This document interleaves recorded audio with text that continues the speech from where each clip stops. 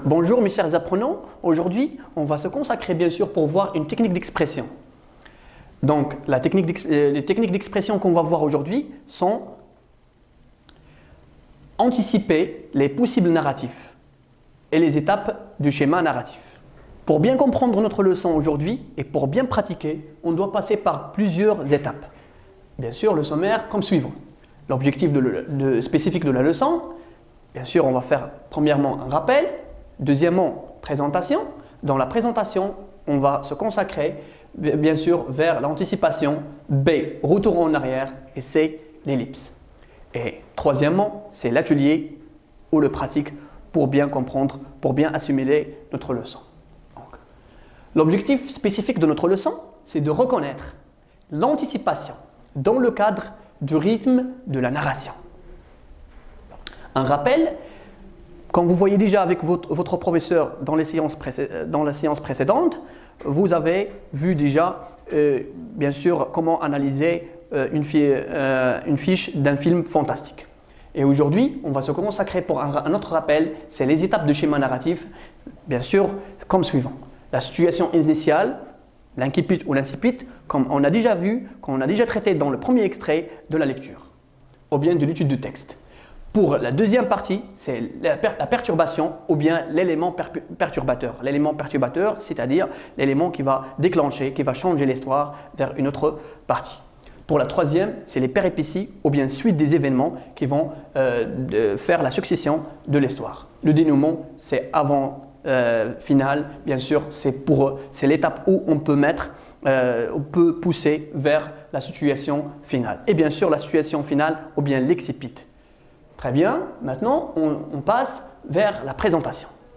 Qu'est-ce que signifie le rythme de narration? Le rythme de narration, bien sûr, ce sont plusieurs étapes dans lesquelles on peut passer, bien sûr, pour bien comprendre ou pour bien produire un récit, un schéma narratif, ou bien sûr pour produire un texte narratif ou bien un extrait narratif. Donc voilà, on passe par la première partie ou bien la première étape, c'est l'anticipation au prolepse. Donc, l'anticipation au prolepse, c'est-à-dire lorsque l'auteur ou bien le créateur, celui qui écrit le récit, va annoncer à l'avance un événement qui fera l'objet d'un récit détaillé. C'est-à-dire, on va lancer dès le début un événement qui va venir après pour bien détailler, bien sûr, notre histoire ou bien le récit. Le but, l'objectif de l'anticipation ou le prolepse, c'est de créer le suspense chez le lecteur. Lorsqu'on va créer le suspense chez le lecteur, il va bien comprendre, il va bien réfléchir et bien analyser votre texte ou bien votre récit. C'est-à-dire, anticipation ou prolepse joue un rôle très important, c'est dans lequel elle veut se baser pour bien sûr produire un récit ou bien la narration. Donc, cette partie est très importante. Pour bien comprendre ce qu'on vient de dire, voir l'incipit de l'œuvre, ce qu'on a déjà vu la première séance dans la lecture. Maintenant, on va se déplacer, bien sûr, pour voir le retour en arrière, l'analypse ou bien sûr le flashback.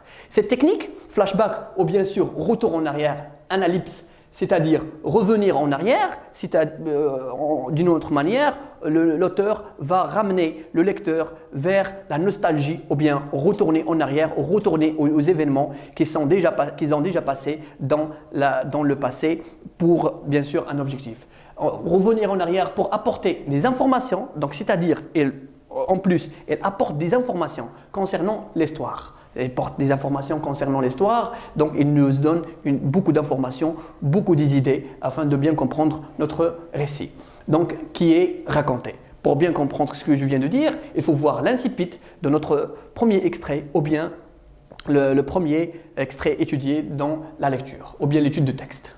Maintenant, l'ellipse. Et la dernière partie, c'est l'ellipse passée sous silence. Un ou plusieurs événements, c'est-à-dire un événement ou plusieurs événements passent sous silence.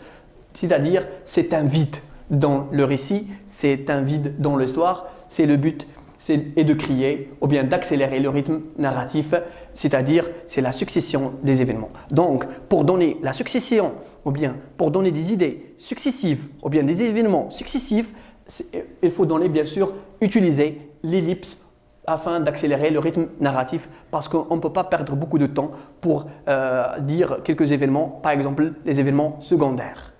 Pour bien comprendre ce que je viens de dire, il faut voir les péripéties dans le chevalier double et maintenant on passe aux troisième phase, bien sûr, ou bien la phase pratique, ou bien l'atelier.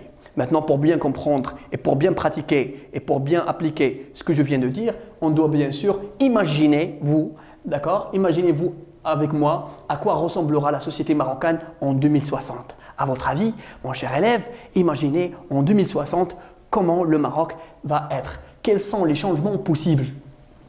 C'est-à-dire, la famille va passer comment, elles vont être comment, quels sont les vêtements peut-être qu'on peut utiliser pendant cette période pour bien imaginer, pour bien sûr donner des idées. Aussi, quels sont les moyens de transport? Est-ce qu'on va se déplacer bien sûr en utilisant toujours le taxi, le bus, le train, etc. Ou bien on peut utiliser par exemple les drones au lieu de faire par exemple le taxi afin de faciliter le déplacement et d'éviter l'embouteillage, ou bien sûr par exemple d'utiliser bien sûr les avions afin de se déplacer. Est-ce que les avions vont être moins chers ou plus chers? Est-ce qu'ils vont développer ces derniers, etc.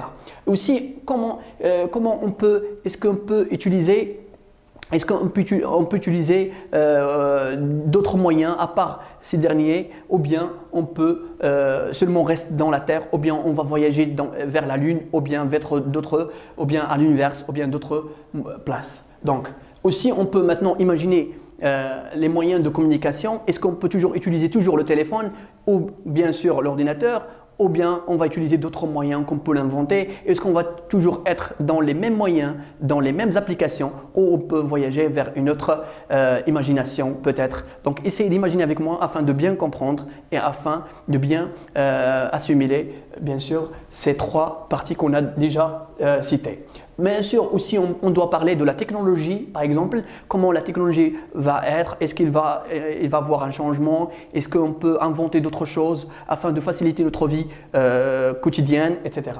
Et aussi, bien sûr, on va finir avec les loisirs. Vous pouvez ajouter d'autres choses si vous avez, n'hésitez pas, bien sûr. Loisirs, par exemple, est-ce qu'on va faire toujours le sport, ou bien on va jouer, on va bien sûr utiliser la lecture pour développer la personnalité, ou bien on va faire d'autres choses, comme aujourd'hui on est devant plusieurs applications qui perturbent les personnes de ne pas utiliser les livres, etc. Donc je vous remercie pour votre attention, je vous donne un rendez-vous dans la séance prochaine et je vous remercie.